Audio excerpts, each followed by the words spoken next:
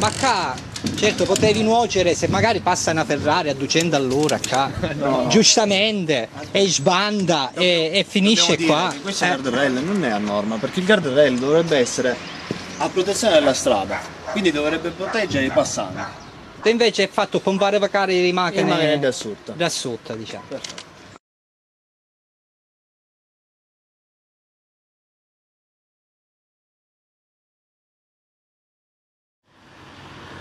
Bene, signore e signori, ladies and gentlemen, siamo a lungomare di Gela, come potete vedere lì sono le ali della libertà, sardate, carpenterie, cose.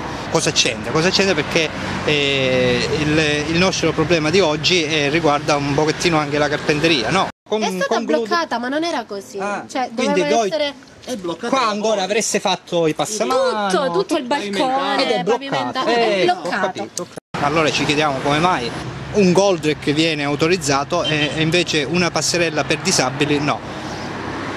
C'è da dire che l'altro ieri quando sono venuti ci hanno detto, noi abbiamo chiesto cosa bisogna fare quindi secondo voi a giudice, quello che firma. E lui con le sue parole, vi dovete trovare un'area libera dove mettere e installare l'ascensore che non sia già occupato. Allora, vuoi vedere come ha già tutto occupato di là? Dove lo dovremmo fare? C'è tutto occupato, lato lungomare non si può fare. Se ci potete aiutare ad avere queste autorizzazioni, se qualcuno in 2 o 3 giorni ce la può fare avere. Quando abbiamo acquistato casa, noi siamo andati dalla signora a chiedere che doveva lasciarci un po' di spazio per installare l'ascensore. La signora ha detto, io l'ascensore mi rovinate l'attività. Dicendo così, io vi consiglio di mandare una passerella dall'altro lato, a me non dà fastidio, non mi rovinate l'attività. Ok, abbiamo proceduto, noi iniziamo il lavoro.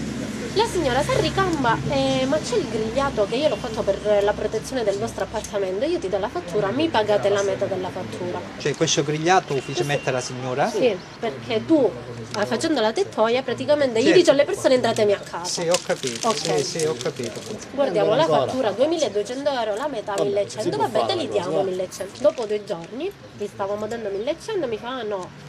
E io mi sono consultata, voi con il mio geometra voi occupate l'area sovrastante la mia, che è di proprietà mia. Mi dovete dare altri 2000 euro per l'area. La signora, la stessa notte che noi abbiamo detto che non gli avremmo dato manco quelli di là, guarda che cosa ha combinato. Ha saldato tutto il cancello. L'ha saldato. E come l'ha fatto? Di notte? Di notte! Ci ha saldato il cancello e abbiamo chiamato la polizia. Certo, sequestro di persona, cosa del genere. Sequestro dell'immobile.